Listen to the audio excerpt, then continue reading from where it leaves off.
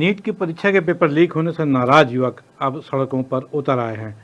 आपको याद होगा कि पिछले महीने 12 जून को नीट की परीक्षा होनी थी, लेकिन पेपर लीक होने की वजह से परीक्षाएं टल गई और युवाओं का आक्रोश बढ़ता रहा। इसी बीच चीफ जस्टिस ऑफ इंडिया की एक टिप्पणी से नाराज युवकों ने CJP यानी कॉकरोच जनता पार्टी का गठन कर दिया। अभिजीत दीपके नाम के एक युवक ने अमेरिका में बैठकर ही CJP का गठन कर लिया था और इस CJP यानी कॉकरोच जनता पार्टी का जो मूल जो उद्देश्य था वो यही था, जो नाराज़गी थी वो इसी बात के लिए थी कि भारत में जिस तरह से लगातार पेपर लीक हो रहे हैं, लगातार परीक्षाओं के पेपर रद्द हो जाने से की वजह से जो छात्रों का भविष्य बार बार जो भटक जा रहा है, वो कहीं ना कहीं उससे युवा आक्रोशित हैं और इसलिए अपनी जो प्रतिक्रियाएँ, अपनी जो भड़ास है वो CJP के जो ट्विटर हैंडल पर या फेसबुक है या इंस्टाग्राम पर सब पे निकाल लेते। बहरहाल लगभग 25 दिन पहले CJP का गठन हुआ था, मतलब ये जो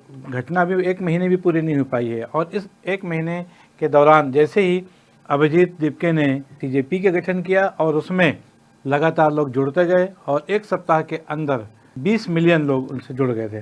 बहरहाल विभिन्न देशों में JNG का जो आक्रोश लगातार तख्ता पलट के रूप में सामने आ रहा है, उसकी वजह से ये चर्चा भी चलने लगी थी कि कहीं ऐसा ही कुछ भारत में भी तो नहीं होगा।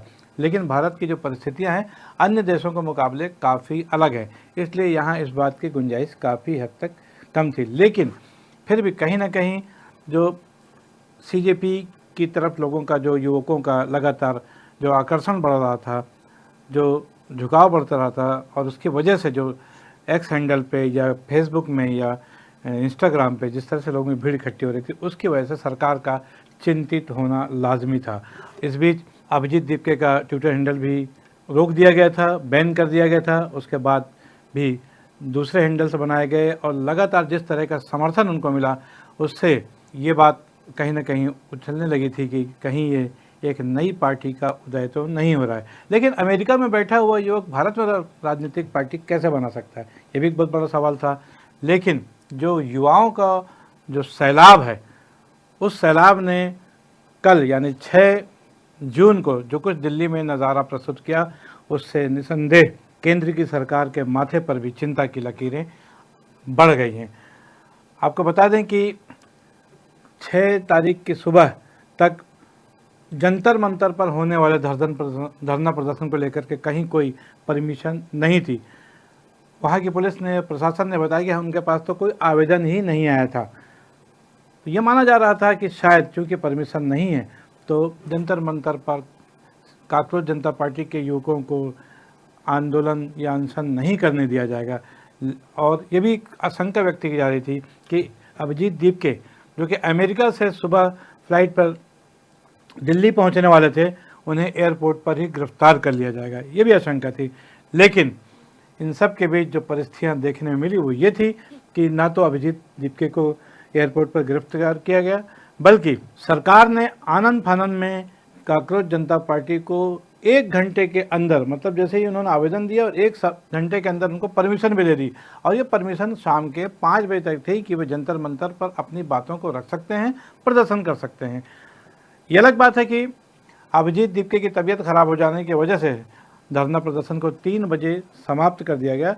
लेकिन इस दौरान वहाँ जो कुछ भी हुआ उसमें हजारों युवाओं की भीड़ थी और एक जो कि JNG का जो माहौल जैसा कि अन्य देशों में देखने को मिला, वैसे ही कुछ पहली बार भारत के दिल्ली में जंतर मंतर स्थित धरना स्थल पर भी देखने को मिला।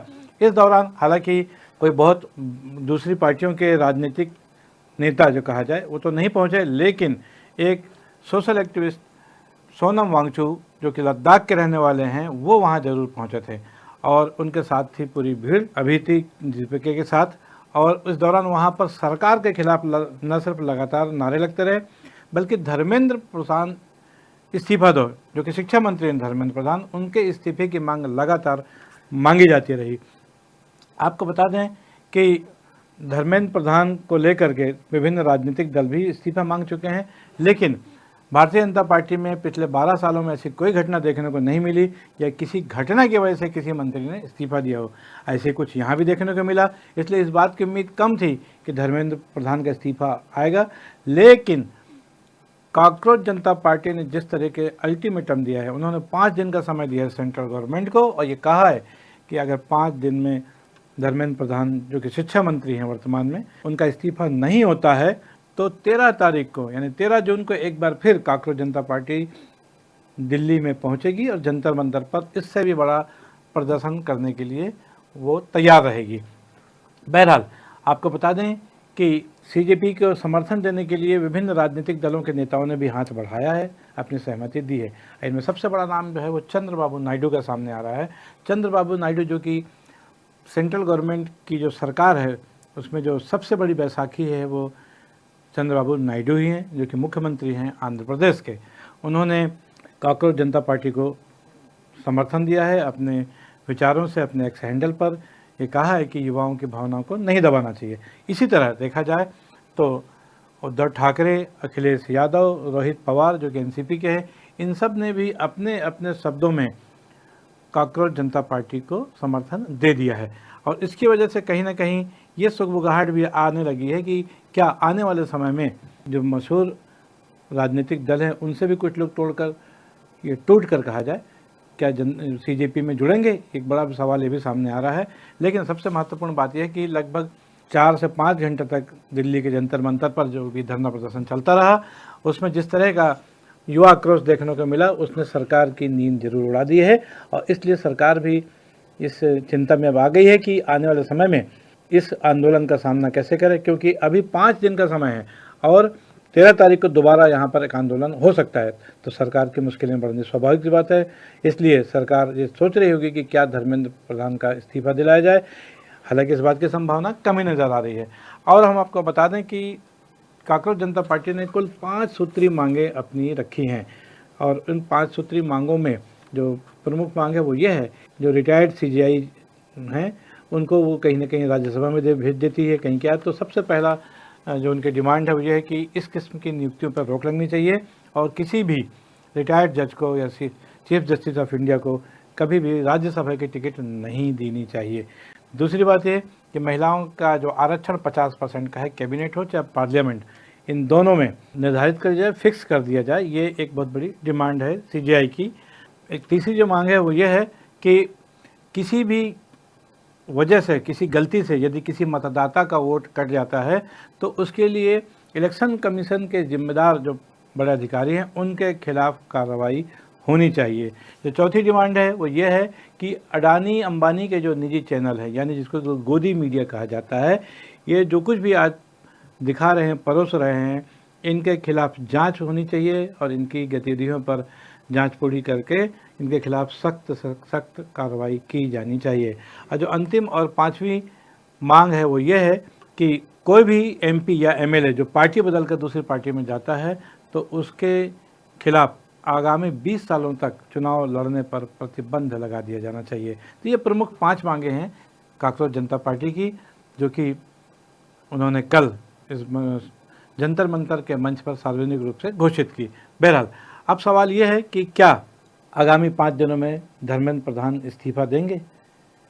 दूसरा सवाल यह है कि क्या 13 जून को अगली बार कॉकरोच जनता पार्टी के जो युवा हैं, जेएनजी हैं, क्या और बड़ी तादाद में जंतर मंतर पहुंचेंगे। और सबसे महत्वपूर्ण बात यह है कि क्या आगामी दिनों में अन्य पार्टी के लोग भी कॉकरोच जनता पार्टी से जुड़ेंगे, क्योंकि अभी तक सिर्फ सोनम वांगचुक ही सामने आए हैं और तमाम तरह के समर्थन देने के बावजूद अन्य पार्टियों के नेता फिलहाल सामने नहीं आ रहे हैं। उसकी शायद एक वजह यह भी रहेगी कि इस बात को किसी ने कल्पना भी नहीं की होगी कि अमेरिका में बैठा हुआ कोई युवक जो कि सोशल मीडिया में आकर सीजेपी का गठन करता है, उसके साथ करोड़ों लोग जुड़ भी जाते हैं, वो कभी साक्षात रूप से फ्लोर पर भी देखने को ऐसा कुछ मिलेगा, इस बात की किसी ने कल्पना नहीं की थी। लेकिन ये कल्पना कल 6 जून को दिल्ली में देखी गई, साकार होती हुई। और जिस तरह अभिजीत दीपके ने अमेरिका से दिल्ली पहुंचकर जनता मंतर पर प्रदर्शन में हिस्सा लिया, उससे ऐसा लग रहा है कि आने वाले समय में कहीं ना कहीं कुछ नया भी हो सकता है। बाकी वो क्या नया होगा इस पर तो सबकी निगाहें बनी रहेगी, इसका इंतज़ार करना पड़ेगा। लेकिन फिलहाल सबसे बड़ा जो सवाल है वो यही है कि क्या 13 जून से पहले धर्मेंद्र प्रधान का इस्तीफा होगा, क्योंकि नीट परीक्षा को लेकर के जो देश के जेएनजी हैं, युवा हैं, जो नाराज़ हैं, लगातार पेपर लीक हुए। हालांकि परीक्षा की तारीख अब 21 जून को दोबारा आ चुकी है, लेकिन उसके बावजूद भी लोगों या जो युवकों के अंदर आक्रोश बहुत ज़बरदस्त है। आने वाले समय में सीजेपी के अगले जो भी कदम होंगे उसका क्या प्रभाव भारत की राजनीति पर पड़ता है, इस पर सबकी निगाहें बनी रहेंगी। तब तक बने रहिए आप भी न्यूज़ T20 के साथ। मैं हूं बीडी निज़ामी और आप देख रहे हैं न्यूज़ T20। हमारा एनालिसिस, हमारा जो विश्लेषण कांग्रेस जनता पार्टी से संबंधित आपको कैसा लगा, इस पर अपनी राय अवश्य दें। विश्लेषण को लाइक करना ना भूलें और चैनल को सब्सक्राइब करना भी। कल फिर मिलेंगे किसी नई खबर या विश्लेषण के साथ। तब तक के लिए दीजिए इजाज़त। जय हिंद, जय भारत, जय छत्तीसगढ़।